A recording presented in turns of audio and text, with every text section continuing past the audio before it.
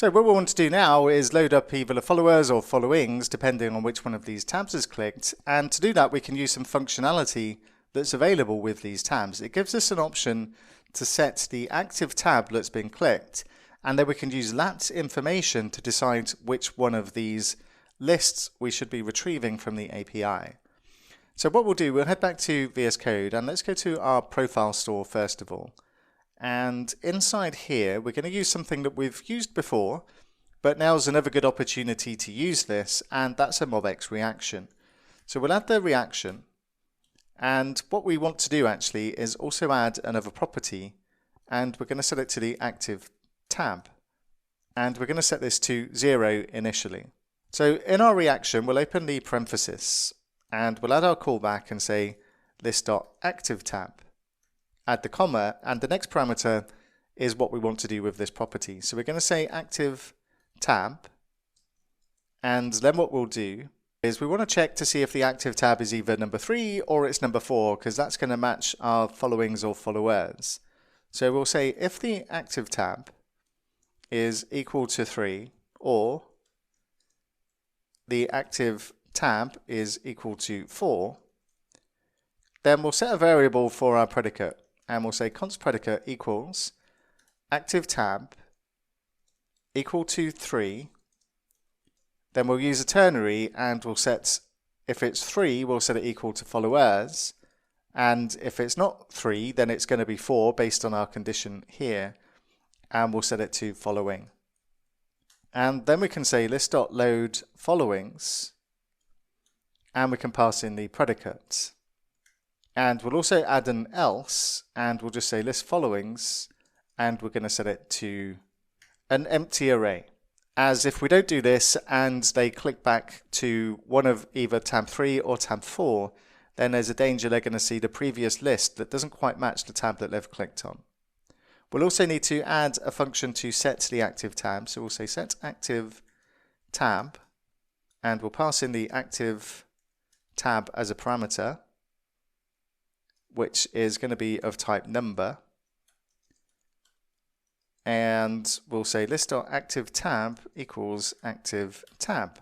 And then we can go to our profile content component, and in our tab we can add the functionality to set the active tab, and we have access to the on-tab change event, and inside here we can pass the event and the data.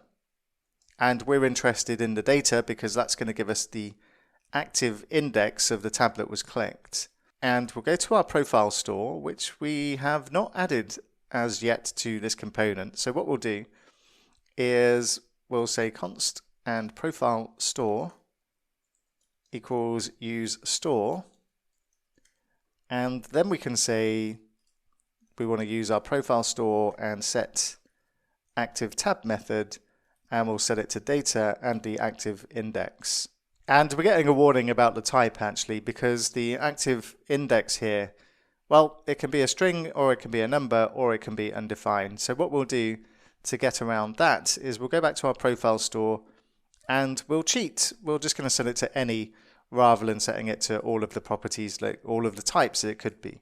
And if we go back to our profile content, then the error has gone away. So this means we no longer need, inside our profile followings, we do not need the use effect inside here anymore.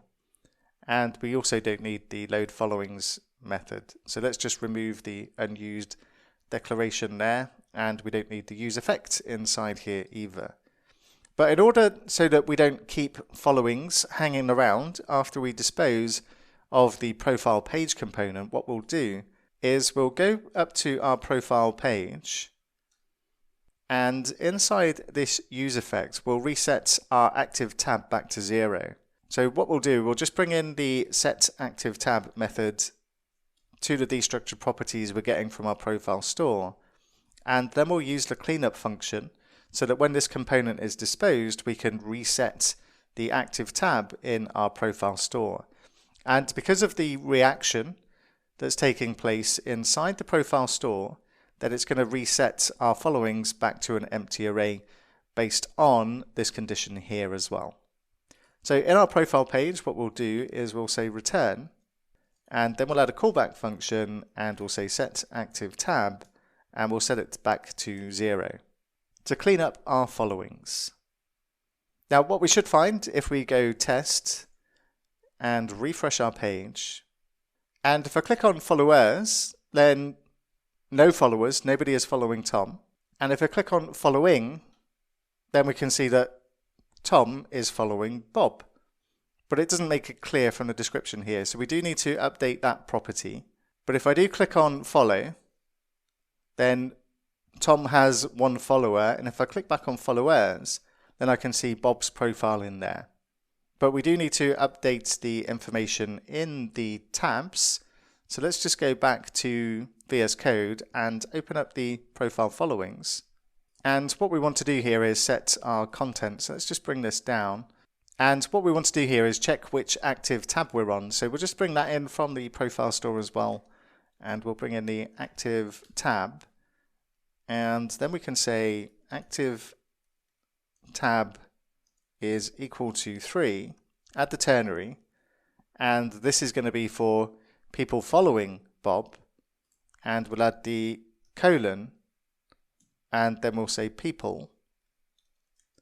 And dollar. And curly brackets and say profile dot display name is following, and that should take care of that. And if we go back, take a look, just do this quick test. I'll just refresh this page, and if I click on following, people Tom is following, and followers, people following Tom. But we're not quite done because we still need a bit more logic when we do follow another user, and let me show you why. If I'm logged in as Diana, I'm just on Safari, logged in as Diana, and I'm just going to follow Bob as Diana, and I'm also going to follow Tom as Diana, just to demonstrate the logic that we need to add here. So if I'm on Tom's profile, now I'll need to refresh the page here because we don't have a live connection, we're not using Signal R for this. You could do, of course, but we're not in this example. Now, Tom has 2 followers, and I'm logged in as Bob. And if I take a look at Tom's 2 followers, and one of them is Bob, technically me as the user that's logged in, and the other one is Diana.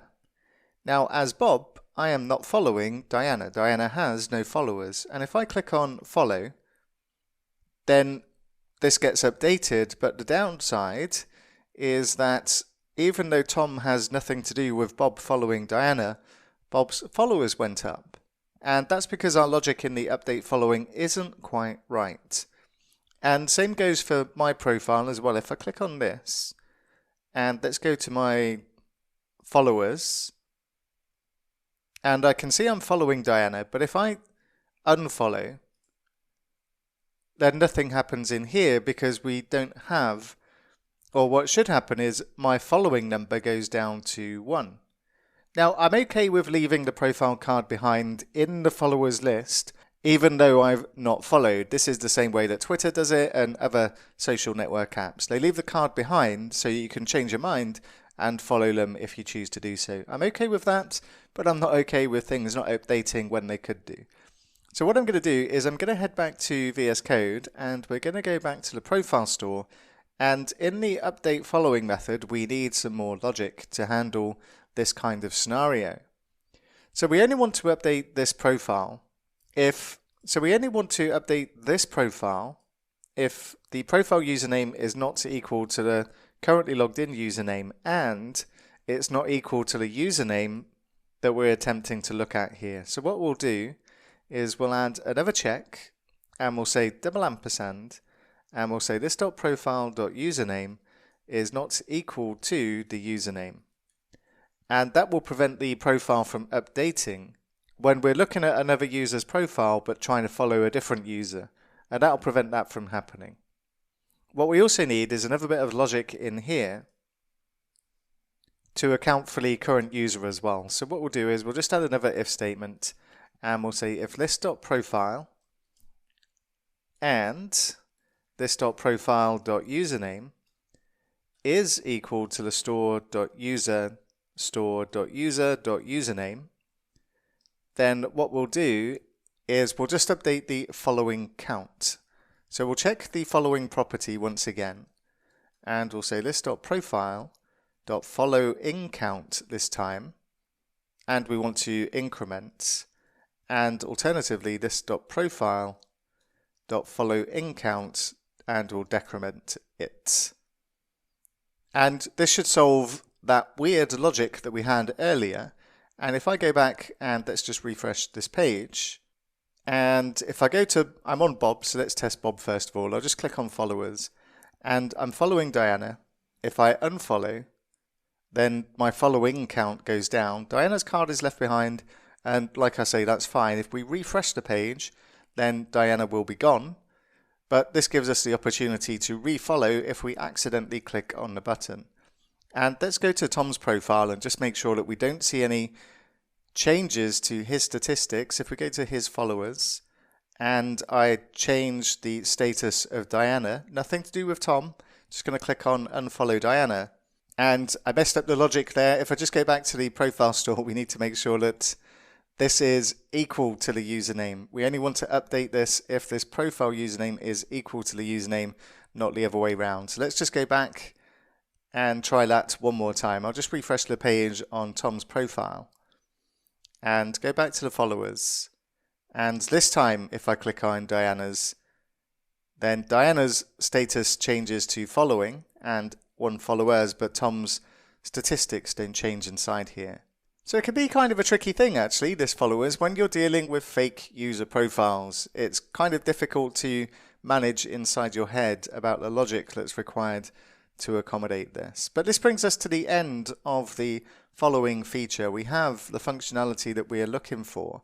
And if we go back to VS Code, let's just close all of these, and we're going to commit our changes into source control, but not until we've cleaned up our warnings. And I believe I forgot to do this in the last section, so a little bit of extra cleanup for myself, unfortunately. So the activity detail chat is an area that has a couple of things that are not in use, and let's just try and remove all unused declarations, and let's just go back to the terminal.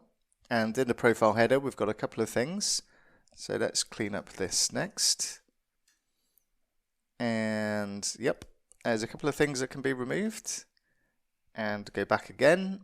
And in our profile page we've got a missing dependency for set active tab. So let's just add that as well.